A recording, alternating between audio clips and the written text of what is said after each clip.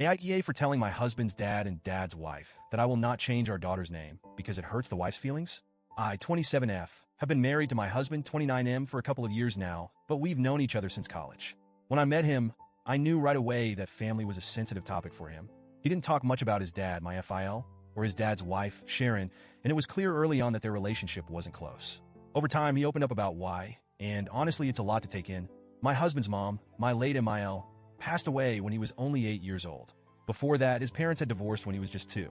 2 years after the divorce, FIL remarried Sharon, and from what I've been told, MIL and Sharon didn't get along. And by didn't get along, I mean they really didn't like each other. Sharon claims that my MIL made her life miserable. She says MIL laughed at her pain, wished her dead, and even tried to have CPS take custody of my husband to remove Sharon from his life. According to Sharon, MIL was manipulative and cruel, and her hatred for Sharon was obsessive. At first, I believed Sharon's version of events because she told it with so much emotion. But then I got to know my husband's extended family, FIL's own siblings, and they painted a different picture. They admitted that MIL wasn't thrilled about Sharon being in the picture, but they said Sharon's story was dramatically exaggerated. They described it more as a mutual dislike than a one-sided vendetta. Whatever the truth was, Sharon has clearly carried this bitterness for decades. Even after MIL passed, Sharon couldn't let it go. She talks about my MIL as if she's still competing with her, even though MIL has been gone for over 20 years. When my MIL passed away, my husband was just a little boy. He was heartbroken, and from what he's told me, he clung to her memory like a lifeline. He didn't want to lose even the smallest connection to her. So when FIL and Sharon announced they were planning to attend the funeral, my husband, who was only 8 at the time, completely freaked out. He begged them not to come. He said their presence would feel disrespectful, like an invasion of something sacred. When they refused to back down, he threatened to run away. He said if they showed up, he'd disappear until he was placed with other family members. Eventually, they gave in and didn't attend. FIL and Sharon have since claimed that my husband hates them for staying away, but he's told me the exact opposite. To this day, he says that keeping them from the funeral was one of the few times he felt like he had any control over his grief. He doesn't regret it at all. By the time I met my husband, his relationship with FIL and Sharon was practically non-existent. He kept them at arm's length, and it was clear that this was a choice he'd made for his own peace of mind. Sharon, however, has never accepted this distance. She insists on calling my husband her son, even though he's never called her anything but Sharon. She even introduced herself to me as his mom when we first met, and she looked genuinely shocked when I corrected her. I told her I already knew she wasn't his mom, thanks to my husband, and she seemed almost offended that I wasn't buying her version of history. For context, my husband is much closer to his extended family, his aunts, uncles, and cousins, than he is to FIL and Sharon. He's built strong bonds with them, and they've been far more supportive and present in his life. FIL and Sharon, on the other hand, are more like distant acquaintances he tolerates out of obligation. Now, let's fast forward to the birth of our daughter. My husband and I welcomed her into the world a few weeks ago, and she's absolutely perfect.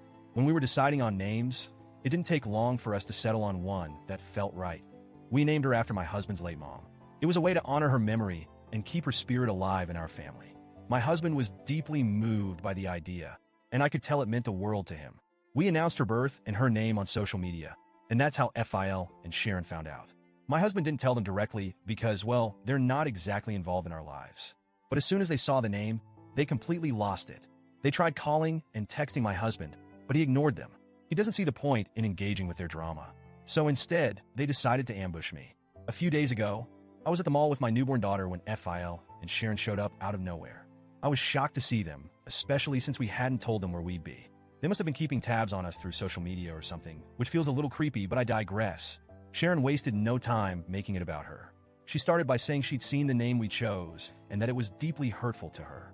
She said naming our daughter after MIL was like reopening old wounds and accused us of using our baby to deliberately hurt her feelings. I was standing there, holding my newborn, completely dumbfounded. I didn't even know how to respond at first. Then Sharon dropped the real bomb. She demanded that we change our daughter's name. She said it was only fair to name the baby after her instead, since Sharon has been here all this time while MIL hasn't. She kept going on and on about how she's the one who stepped up and how she deserved this recognition more than MIL did. At that point, I'd had enough. I told her, as calmly as I could, that we were not changing our daughter's name. I said her feelings weren't a factor in our decision-making and that this wasn't about her. This was about honoring my husband's mom and the legacy she left behind. I made it clear that we weren't interested in revisiting decades-old grudges, especially not when it came to our child. I didn't want to escalate things further. so I left before she could say anything else. But apparently, that wasn't the end of it. Since the confrontation, FIL and Sharon have been blowing up our phones with texts and calls. They're calling me rude, disrespectful, and even disgusting for dismissing Sharon's feelings. They're accusing me of being insensitive and deliberately stirring up old drama. FIL has even chimed in, saying that I've disrespected the woman who stepped up to be a mother figure when MIL wasn't there. My husband, bless him, has been my rock through all of this. He's 100% on my side and has been dealing with most of the messages, so I don't have to. He thinks Sharon's behavior is just more proof of why he's kept his distance all these years. Still, part of me wonders if I handled the situation the right way. Should I have been more empathetic, even if Sharon's feelings are my responsibility? Or was I justified in standing my ground? So, Reddit, AITA?